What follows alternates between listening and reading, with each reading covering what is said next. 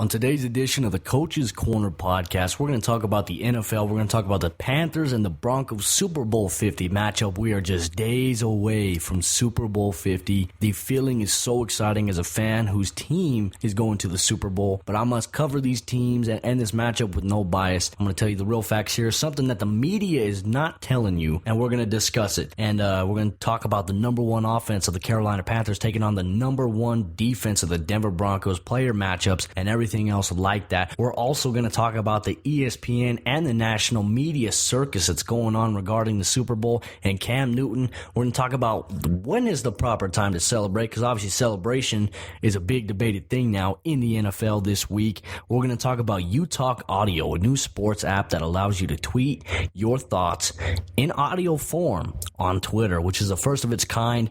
The official sponsor of the Coach's Corner podcast, UTalk Audio.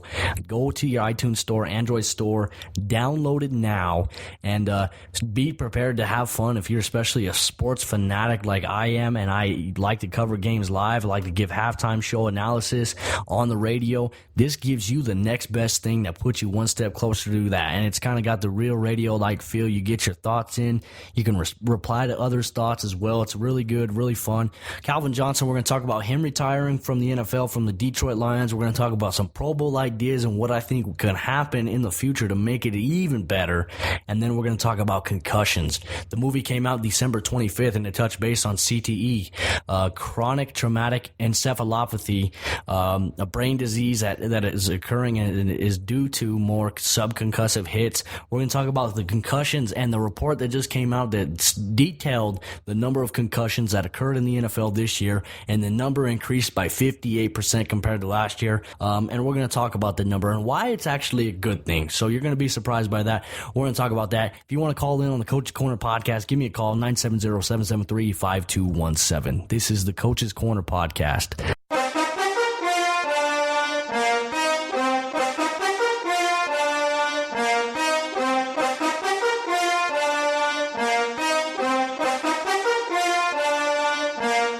This is the Coach's Corner podcast, brought to you by CodyOrk18.com.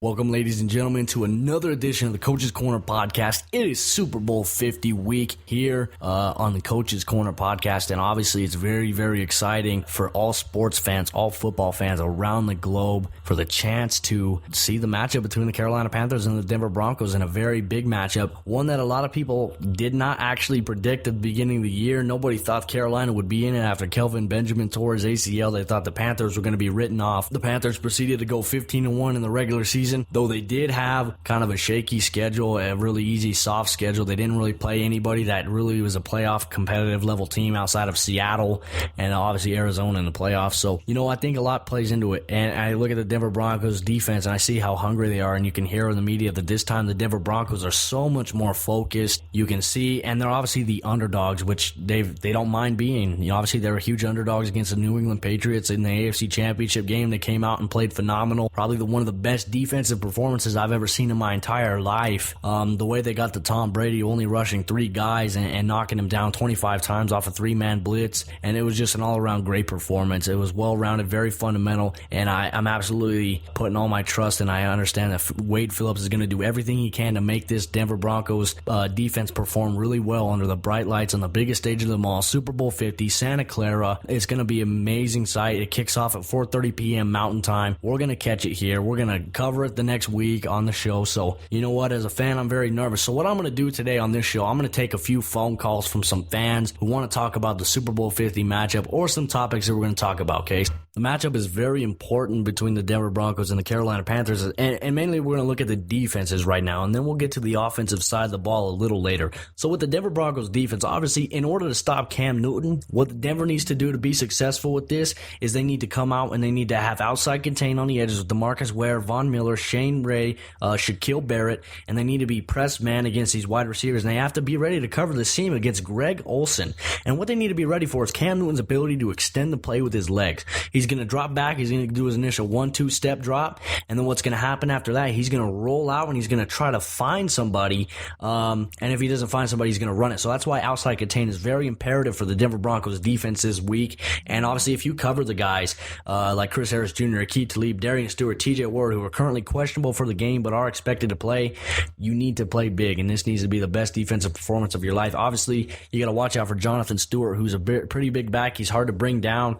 Seattle struggled to bring him down as well. So, that's a very important part of the matchup as well for the Denver Broncos. Obviously, offensively, Denver's going up against the number 2 ranked defense in the National Football League, who led the league in takeaways. Centered by Luke Kuechly, Todd Davis, who just had a surgery on a broken forearm, 11 to 12 plates and screws inserted into his hand. Can only imagine he's going to be playing through a lot of pain. You got Josh Norman, one of the best cornerbacks in the National Football League, covering against Demaryius Thomas, who Demaryius Thomas needs to have a huge game this game. We haven't seen much of Demaryius in the playoffs, so eager to see how he responds in the Super Bowl. Obviously, he holds the record for the Super Bowl most catches in the Super Bowl, and we're going to analyze and see if he can come out and have a big game with his mom in attendance in the crowd. It's going to be a big storyline matchup. Obviously, everyone wants to see Peyton Manning ride off into the sunset, Super Bowl champion, or maybe that's just Denver Broncos fans and myself. The media right now obviously doesn't give Denver any respect whatsoever, and it's very one-sided. Not many people are picking the Denver Broncos at all to win this. Vegas odds doesn't have Denver winning this, and most importantly, there's only two analysts that I've seen in the National Football League that are only picking Denver to win this game, and that's a former Denver Broncos wide receiver Brandon Marshall, who now plays for the Jets, and also former great tight end Tony Gonzalez, who used to play for the Kansas City Chiefs. He used to play against the Denver Broncos a lot of times, and then obviously formerly last known with the Falcons. Now he's an analyst on NFL on CBS. So big matchup here for the Denver Broncos offense against this really tough Carolina Panthers defense. The offensive line needs to come out and establish the run game early. You need to have that balance. You can't expect Peyton Manning to throw for 50 times this game and expect to win, and the defense has to come out and play big. I think it's going to be a defensive struggle. I think I wouldn't say necessarily defense struggle, defensive battle, obviously between the two top defenses. I think whoever scores on defense first will win the game. So we're going to have to see, obviously with the Super Bowl being a couple days away, obviously, nerves, anxiety are through the roof over here for me, because I'm really hoping that the Denver Broncos could come out now and win this Super Bowl. Obviously, the disappointing Super Bowl appearance we had a couple years ago, losing to Seattle big time, 43-8. That was a hard game, and it still sits in the mind of myself and many other Denver Broncos fans who just want to see this team come out on top with another Super Bowl win.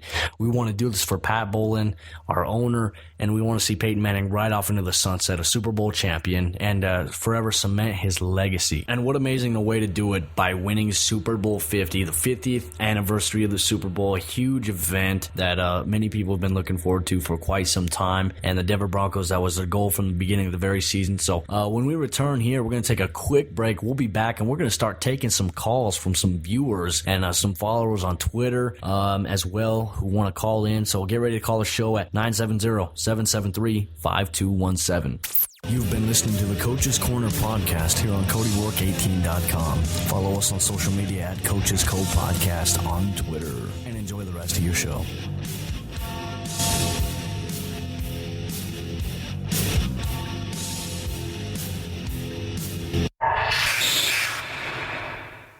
This is the Coach's Corner podcast. You are live. How's it going? Good. This is Adam. Adam, how's it going, man? Thank you for responding on Twitter. Adam reached out to me on Twitter, interested about talking about the Denver Broncos against the Carolina Panthers this weekend for the Super Bowl. Very excited about it. Obviously, Adam, I don't know how long you've been a fan, man, but I've been a fan for 21 years for this team, man. It sure is an exciting feeling, man. You can look back to 1997, 1998, and that exciting feeling is still there. How excited are you for this game? Oh, I can't believe it. Like, day in and day out, I'm just like, they're in. It was like 2 years ago when they made it. they're in. It's just a great feeling. I've been a fan. We had season tickets when I was growing up. So I'm 39 now, and I've been watching them since I was 6, so 33 years. I've been watching them. Yeah. Watched them through all the Super Bowl losses in the 50s. Every time they beat the Browns to go there, it was crazy back then. It's crazier now. I just unreal. It's a very unreal feeling. And as you mentioned, obviously back when Elway led the drive against the Browns, it's got those feelings. And to me, I look at this Super Bowl team that we have this year in Denver, and I compare it to the team that we had against, Seattle in Super Bowl 48. And a lot of people are giving the Denver Broncos a lot of negativity simply for the fact that they've been to all these Super Bowls and they haven't won. I think the thing is no team has made it to a Super Bowl as much as Denver has, making it 8 times. Obviously you want to win most of those, but getting to that point says something about your franchise. That your franchise has always been competitive. It's always been good. And this year, I want to compare it to Super Bowl 48. And the expectation, and I think all the pressure was on Denver against Seattle, where, Denver's offense was breaking records. Peyton Manning was having an unreal year, and people thought that he would go in there and just torch Seattle's defense, and it ended up being the opposite, and Denver got absolutely crushed. And that was very heartbreaking to endure as a fan, especially from the first snap of the game, over Manning's head from Manny Ramirez, that led to the safety. That was very heartbreaking. That game was very heartbreaking. And my only thing is I try to tell all these media analysts and some of these fans, especially Patriot fans, you know what? Our team was in the Super Bowl. Yeah, you know what? You won last year. Congratulations. But our team is there this year. They've done everything they can to win. They've got a phenomenal defense. And I think the worst part for me and you, and I'm sure you can agree with me on this, is the fact that we've had to wait almost a week and a half now just to get to this point. And here we are, game week. We're only just a few days away. I literally, I can't, I got the nerves. I got the butterflies in my stomach, man. I'm going insane. Yeah, I know. No, I totally agree. I wish it were tomorrow. I mean, it's the waiting. It's true. The waiting's the hardest. I mean, they written songs about that. It's tough to wait, especially when this team's ready to go. Yeah, there was a incident, last weekend involving one of the practice squad players. Little distraction there, but really, I don't think that's going to bother us. No, That's a practice squad guy. Yeah. That's not a main team player. And they're all professionals. This team, all the interviews for both sides of the ball, this team's ready to go. Yeah, most importantly, and one thing I've noticed through media days, I've noticed the difference in the Denver Broncos this year than I did when they played against Seattle on media day. They seem a lot more focused this year. I think they felt a little too loose against Seattle. I think the pressure, because obviously Denver was the highly favored team in that matchup, and I think that put more pressure on Denver, and they came out and they didn't really exceed. But now the media, there's only one guy in the media, and he's a former Denver Broncos wide receiver, Brandon Marshall, and he's and Tony Gonzalez, and those two are the only guys who says that Denver is going to win this game. And you know what? I'm perfectly okay with Denver being the underdog. We've been the underdog all year this year. We were huge underdogs against the Patriots. I thought, the team responded, as TJ Ward said it, you know what? They disrespected us. We didn't get respect, and we're still not getting respect. I'm perfectly okay with being the underdog. It's a very big thing. And to be honest with you, I don't really necessarily feel the pressure as a fan, but, as the days get closer and closer and closer, that butterfly feeling kind of wrenches a little harder, and I'm just nervous, because obviously, it's the final 2 teams. This is the final game for the season, for the biggest prize of them all. Denver Broncos with a chance, Peyton Manning with a chance to win the Super Bowl, ride out as a champion, retire, and cement his legacy forever. I think his legacy will forever be already written. However, a lot of people won't give him the credit unless he wins this Super Bowl. So that's what I'm really, really hoping for. I'm hoping we can just come out and really perform this game. What do you expect, and what do you hope to see from the Denver Broncos in this matchup? Well, it's just like the rest of the season. Defense is going to have to play to their top level. This is a Carolina team that is, frankly, the best in the NFL. They've proven it. They're 15-1 regular season. They have a pretty good defense, great offense. So that defense will have to show up. Not only that, but on the offensive side of the ball, those wide receivers have to make those catches. Peyton's got to be on target, and they've got to make those catches. The past two playoff games, the first one, Peyton was on target all over the place. They were dropping the balls. Second one, Peyton was a little off, but they were catching them all. So if both of those can come together, this is a win. Absolutely, and I agree. And one thing I was talking about earlier here on the show is that, Denver can't come into this game and expect Peyton Manning to throw the ball 50 times. They have to really establish the run, and it's going to be tough against this team who's really good against the run in Carolina. They're very good against the run. You got to hope that the offensive line can have the best game that they've ever had this entire season. I know they've had really good games, but this is a game where we could hope that they come out and they bring their absolute best, because you got to run the ball. You got to create a little bit of balance there, because if you expect Peyton Manning to drop and throw back 50 times, it's going to be hard, and how I said it in my prediction for this game was, I predicted that this game's going to end up being a defensive game, and that whoever scores first on special teams or defense is the team that's going to win the game. It just has that kind of feel to it. Sorry, go ahead. I was going to say, I pretty much agree with that for the most part. I mean, it could come down to who has the ball last, who can make that last score. And that may be the deciding factor. One other thing I want to kind of throw out there, and I don't know if you've noticed this, but Cam Newton almost seems overconfident now. His ego the last week and a half, has been just one of the biggest I've ever seen. I can't wait for DeMarcus Ware and Derek Wolfe to knock him on his butt a few times, and then we'll see what he says. Yeah, absolutely. My biggest thing, too, and this is the discussion I've had with a lot of people, and I've gotten some flack over it. I've said that, I look at the Carolina Panthers schedule this year. Obviously, 15-1 is very impressive. There were a couple games there they pretty much should have lost, but, they found a way to win in it. I look at their strength of schedule. They had the 28th ranked strength of schedule in the National Football League. That was one of the easiest schedules. And based on all the teams that they played in that division that they played in, was one of the weakest in the NFL outside of the NFC East, with the Cowboys, Giants, Redskins there, and the Eagles. But I look at this, and I really compare those teams to the Denver Broncos defense, and I'm like, Cam Newton has not ever played a defense this season that is as well-rounded and as deep as the Denver Broncos defense. They don't have the cornerbacks.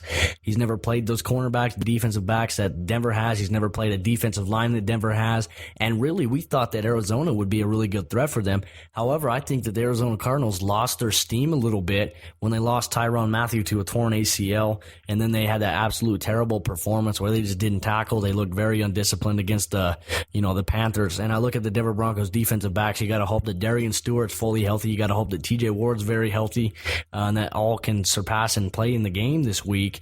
I look at that and I'm like, you know what? If the Denver Broncos can keep outside contained on Cam Newton, and they can lock up, man press the outside receivers and cover the seams with Greg Olsen, and occasionally stop the run with Jonathan Stewart, the Denver Broncos have an amazing chance to win this game. And I think that is the formula they need to take. Obviously, we saw the Denver Broncos get to Tom Brady multiple times, and they only rushed 3 guys, which was surprising. And they did that disguise cover shell kind of man coverage, zone coverage type of defense, as Wade Phillips likes to call it, the man zone concept, and it worked. So that's my key for the Denver Broncos, to beat the Panthers and to stop this offense with Cam Newton. Lock up the receivers by pressing them on the outside, create some pressure, but most importantly, have your defensive ends have outside contain against Cam Newton.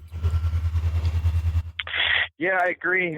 They have to play more like they did on defense versus the Patriots than they did versus the Steelers. The Steelers, they kind of did this weird zone thing, and they weren't quite as aggressive, and I didn't like that. It just happened to work versus the Steelers. Now, that's the mind of Wade Phillips right there. He's got a great defensive mind, probably the best defensive coordinator in the history of the NFL. And we just happen to have him right now, and I like it. I like what he's doing. It's a little different every week, and if anybody can look at the Carolina offense and design a defense that will just absolutely shut them down, it is Wade Phillips. He's going to design something, they're going to implement it, they're going to play it, they're going to play their game, and they're going to control that ball on defense. Absolutely, and you can tell that these Denver Broncos players, the guys who play on defense, they love Wade Phillips as their coach. They will go to war for him, and you saw when Wade Phillips got knocked down by Wheaton, or actually it was Martavis Bryant against the Pittsburgh Steelers, they kind of fired them up a little bit. And we talked about that Pittsburgh Steelers game and that zone defense they played, and the reason they played that is because of obviously Chris Harris's shoulder injury that was really bothering him. He couldn't press anybody, and they were a little more concerned about the speed of the wide receivers that Pittsburgh had. So they played the zone, which ended up hurting them a lot more than it ended up helping them. But with Chris Harris being hurt, it limited them. He came back the next week against the Patriots, and they had a great game. So you know what? I'm very confident in Wade Phillips' ability to adjust and to prepare for this Carolina Panthers offense, and I'm very excited to see it. And the worst thing about this is the fact that it starts at 4:30 on Sunday Mountain Time, so we have to wait the entire day. I'd rather sleep all day and wake up at 4:30 just knowing that it's time for the Broncos game than have to wait and all day just for it to get there. So I'm sure you're gonna have a Super Bowl party. I'm sure you're gonna have people over. It's gonna be a fun atmosphere. I know I am, and I'm gonna be very anxious as well, and I'm gonna cheer really loud. Me too. It's going to be a great day, and hopefully a great outcome. I want to see a really good game, like when Elway finally won it against Green Bay. It was a tough-fought game, one of the best Super Bowls I've ever seen, and we came out on top, and that's what I want here. Absolutely, and you got to hope too. It's kind of hopefully we can have that kind of same storybook ending that Elway had to his career after they won the Super Bowl against Atlanta, where they hold up the Lombardi Trophy and John Elway says, "This one's for Pat." That'll be amazing, and I think that if that were to happen, it would truly probably be one of the greatest sports moments in absolute history. So I'm looking forward to it, man, and I appreciate you giving me a call and joining us here on the Coach's Corner podcast, man. Be sure to subscribe. I'll send you all the details as well as soon as the show's over. Thanks, man. You have a great Super Bowl and a great week. All righty. Thank you, Adam, for calling. And that was Adam joining me here on the Coach's Corner podcast to talk about the Denver Broncos and the Carolina Panthers Super Bowl matchup. Thank you, Adam, for joining. Absolutely appreciate it. And if you ever want to be on the show in the future, just let me know. Send me a tweet. Okay? So now we're going to talk about ESPN and the national media. And this week has been an absolute carousel in the media. Obviously, Media Week has been a huge part of the Super Bowl tradition each and every year. However, this one is very one-sided. And I've had to stay away from watching ESPN or the NFL Network for the last 3 weeks. And the reason for that is because the week of the AFC Championship game, the media didn't give the Denver Broncos a chance at all, said that they were going to get absolutely torn apart by the New England Patriots and Tom Brady and the offense of New England. And it didn't happen. Nobody picked Denver to win besides one guy. And that was, I believe, Mark Jackson in ESPN Studios.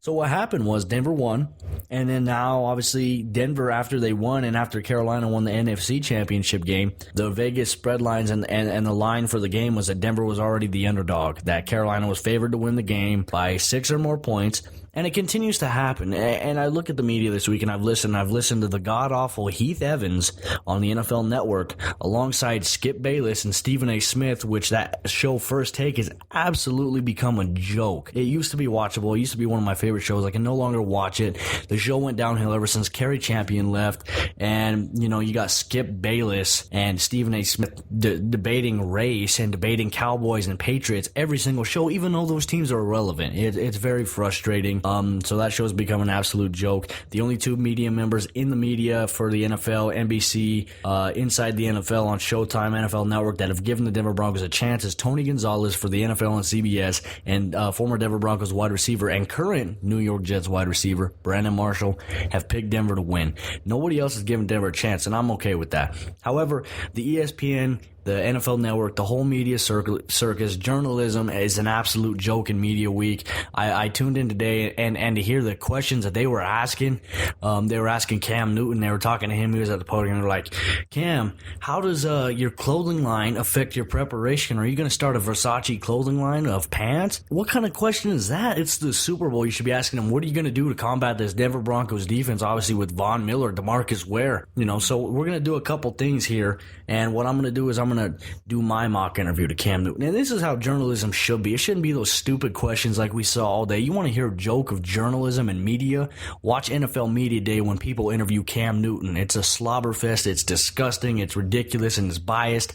It's like Fox News, pretty much, if I could come up with an analogy for that. So here goes the interview. This is what I would ask Cam Newton or any athlete regarding the Super Bowl and their matchup. Let's say for Cam Newton, for example. Cam, obviously you've had a tremendous year as a quarterback. Obviously being an MVP candidate, the numbers you've put up on the ground, the total number of touchdowns that you've scored, in the air and on the ground, you've scored 45 total touchdowns this year. You're a prolific player, right? But how are you going to prepare for such a prolific defense that the Denver Broncos have? Obviously with a great secondary, Chris Harris Jr., Aqib Talib, great safeties in TJ Ward and Darian Stewart. And then you have two amazing edge rushers in DeMarcus Ware and Von Miller. How do you, as a player, you in your preparation, prepare to deal with those kind of weapons on a defense? Those are the kind of questions that I would ask Cam Newton. I don't give a dang about Cam Newton and how he dresses, his fashion, whatever. Let him dress how he wants to dress. There was a tweet that went out. Some girl posted a tweet saying Cam was dressed like a thug. No, because someone dresses a certain way doesn't make him a thug. And we got to get rid of that closet racism stereotype we currently have. And that tweet right there kind of set that off a little bit, and I don't agree with that. I think Cam's a great athlete. I think Cam's a great player, and I think he's a great person. I think I can see where he irritates people. I can see where he gets on people's nerves. Obviously, he comes across as overly confident, overly a little bit arrogant. His celebrations are what makes people mad too. And this is the debate. The point I wanted to make with this, outside of the media circus that is with Super Bowl and the slobberfest over the Cam Newton, the Carolina Panthers, and the complete disrespect to the Denver Broncos for being in the game. People are saying they shouldn't be in there in the first place. It's ridiculous.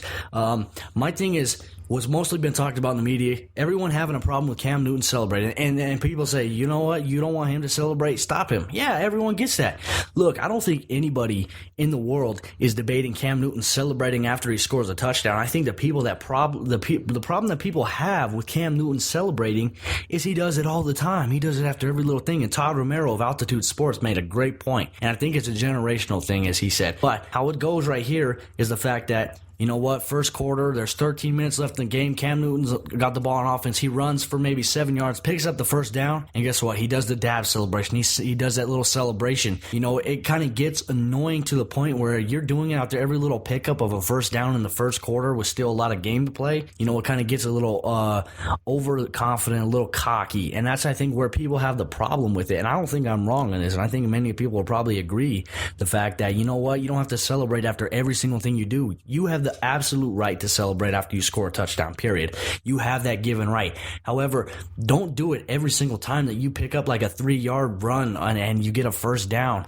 Act like you've been there before. You're a professional athlete. Everyone's like, oh, he's just having fun. There's a time and a place to have fun. Obviously have fun. If you're scoring touchdowns, celebrate, have fun. But when you're playing the game and there's still game to be played, act like you've been there before. Be a professional. And that's my whole take on the ESPN Cam Newton Media Circus Celebration Etiquette 101, brought to you by Cody Rourke here on the Coach's Corner podcast.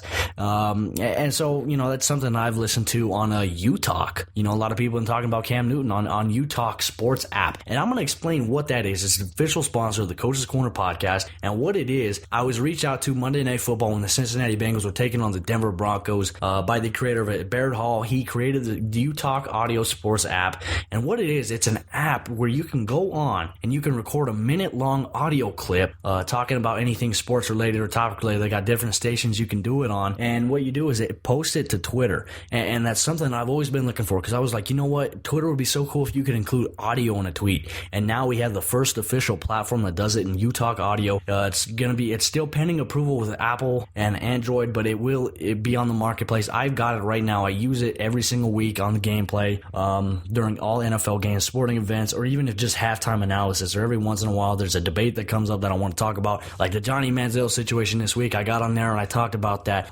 It's a great app. Look for it. Look for the beta. You can test it out. Contact Baird Hall. Type in on Twitter, UTalk, and check it out. It's an amazing thing. I'm very glad to be using it to also extend my platform here to reach you guys, to interact with you guys, and you can reply with audio tweets to other people. So, it's a great platform. Use it. And absolutely. So this is the plug for the UTalk audio tweet.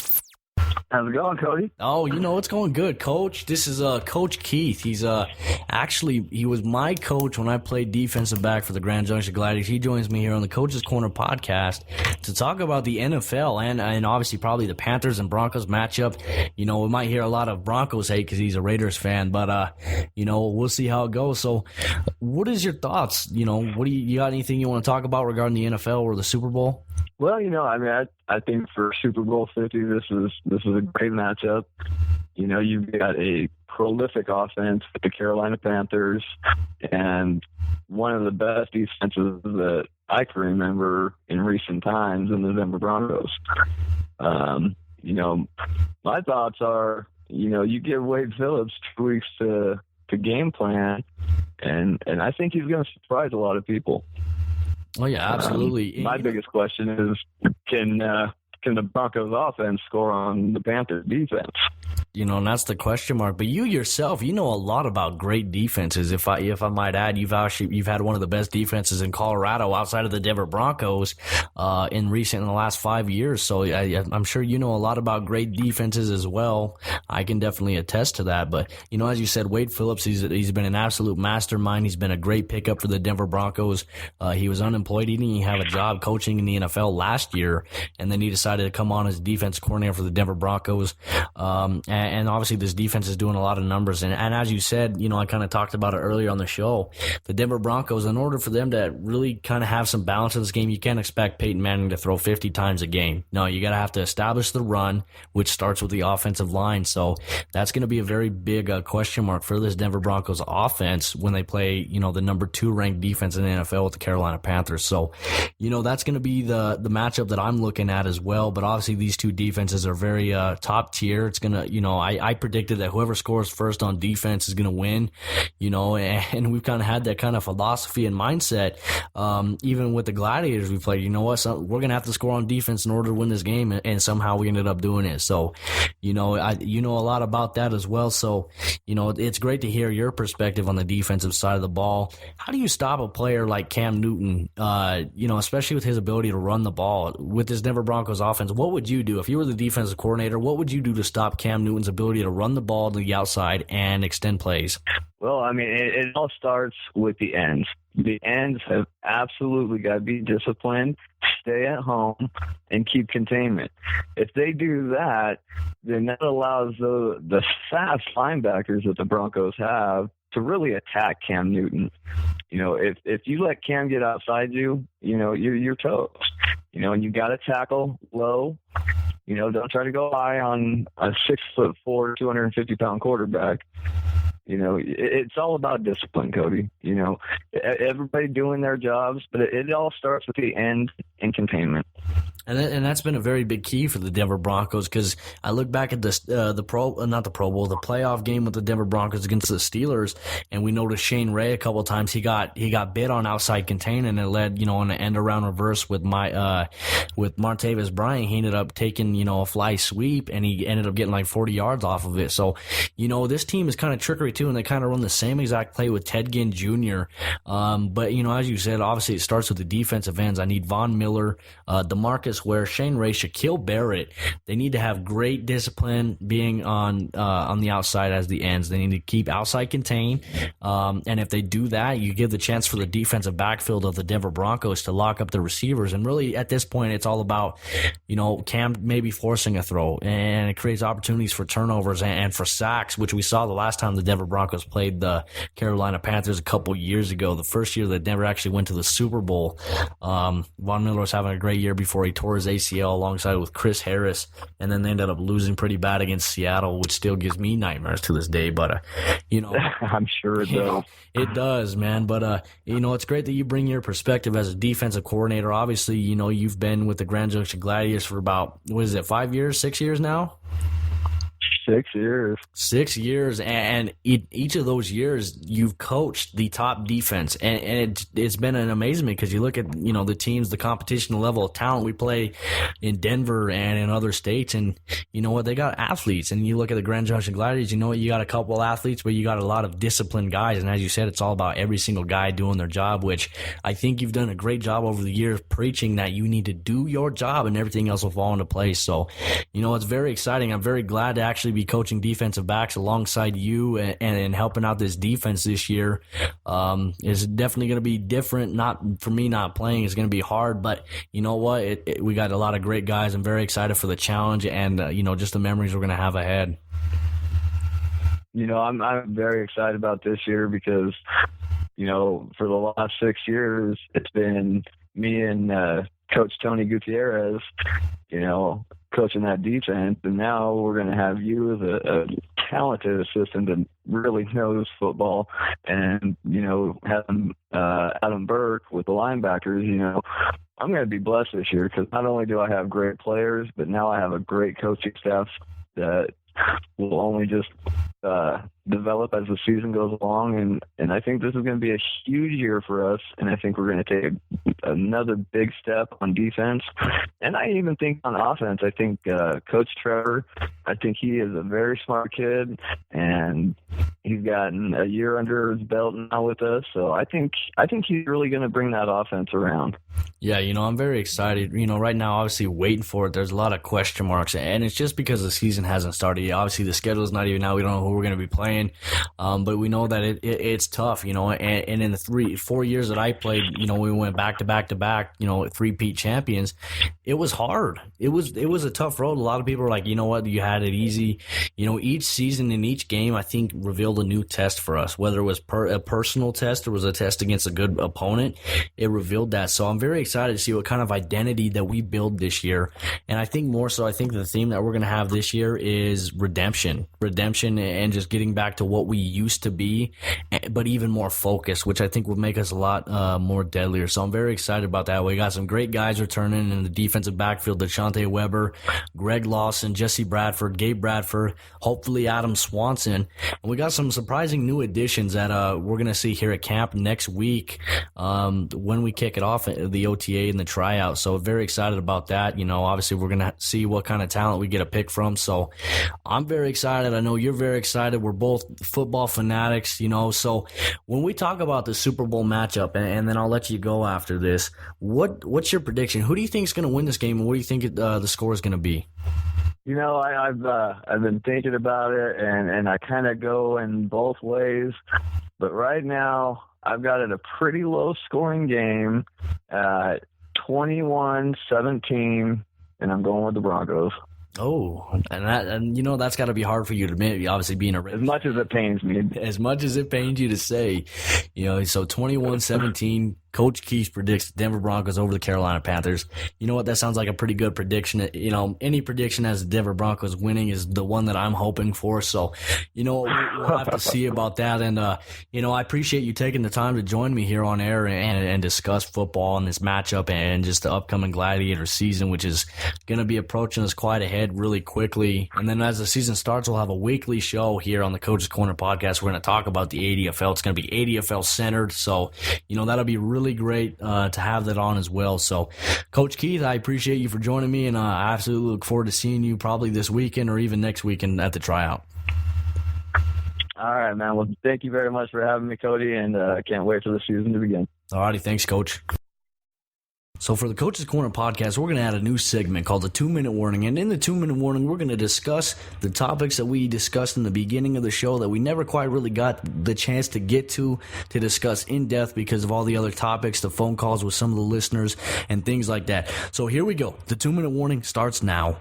So, obviously, we talked about Calvin Johnson announcing that he will be retiring from the NFL this season from the Detroit Lions. Not sure if he wanted to retire because the Detroit Lions were absolutely terrible or if he has a true concern for CTE, which some sources have said that the reason for him retiring are linked to he thinks he may end up getting CTE and he's scared of it. My opinion, my thought on it, He's retiring because he doesn't want to play for Detroit anymore. I wouldn't either. Come on, man. They haven't had to put anybody, around them to give them some solidified pieces. Matthew Stafford had a couple of good years, but he ended up just being a one-hit wonder. Matthew Stafford's not the answer. They don't have any weapons in Detroit besides Calvin Johnson, and teams took him away. So Calvin Johnson, I wish you were playing for a better team, but you know what? Enjoy yourself, man. Enjoy. Go sit on the beach. Have a mojito. Put your feet in the sand, feet in the water, whatever it may be. Enjoy retirement. You made a lot of money. You've done a lot of great things, set a lot of records in the NFL. Sadly, you can get a ring. However, you're retired. Be accomplished. Live healthy. Have fun. And don't dwell on losing every single season. Congrats, Calvin Johnson. The Pro Bowl. And we want to talk about the Pro Bowl, man. The Pro Bowl's ratings have dropped every single year, and people have wondered why. Maybe it's because maybe you've got a draft. Maybe it's no longer the AFC versus the NFC. You've got a draft that includes players from all around the league. You got players who were voted to the Pro Bowl who decided to drop out of the Pro Bowl. So now you got guys who didn't really deserve to be in the Pro Bowl who got put into the Pro Bowl.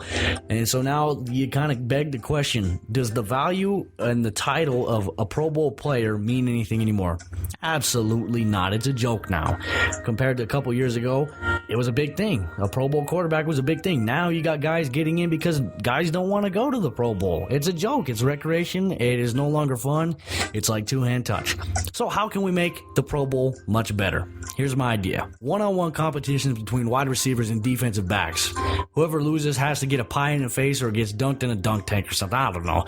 One-handed catch competitions. Field goal kicking competitions. See who can kick the longest field goal or see who can kick how many field goals in a certain amount of time. That would be a really entertaining one. And then obviously a skills challenge. I'm talking 40-yard dash competitions between players, groups, linemen versus linemen in a 40-yard dash. I would pay to see that. How about a water slide on the field? I don't know. Maybe. But the NFL needs to step it up. They need a couple of something that's going to work for that. Last but not least, concussion numbers. The NFL reported there was 182 concussions in 2015, and I think that's all due to the concussion protocol, which mandated you had guys watching for guys who would potentially have concussions on the field. It's a 58% number increase from last year. I think this is a good thing because if we didn't have the concussion protocol, could you imagine how many players would have went through the concussion stage without being reported it? And we could have more guys like Mike Webster, who end up their lives end a little earlier than they should have due to CTE. So this is a 2-minute warning, and we're out of time here on the Coach's Corner podcast. Thank you for listening. We are back. We'll be back next week after the Super Bowl. Go Broncos, and stay out of trouble. Nothing good happens after 12 o'clock. This is Coach's Corner podcast host Cody Rourke. The following episode is available for download right now on CodyRourke18.com. In the right-hand corner of the Coach's Corner podcast section, click on the link and it'll take you to past and present episodes of the Coach's Corner podcast. Be sure to follow us on Twitter at CodyRourke18 and at Coach's Co Podcast. Tweet us, send us anything that you want,